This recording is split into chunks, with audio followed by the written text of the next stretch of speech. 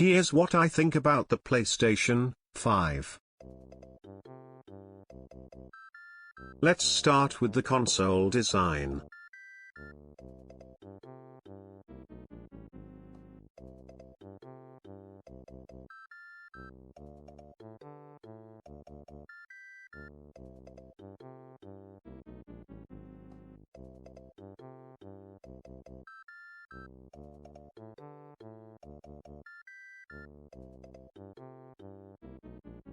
Number 2.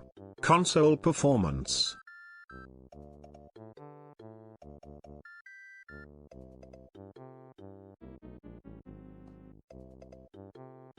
Number 3. Console improvements.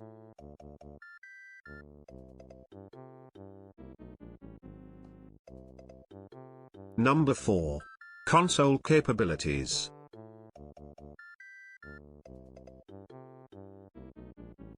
Number 5. Console future.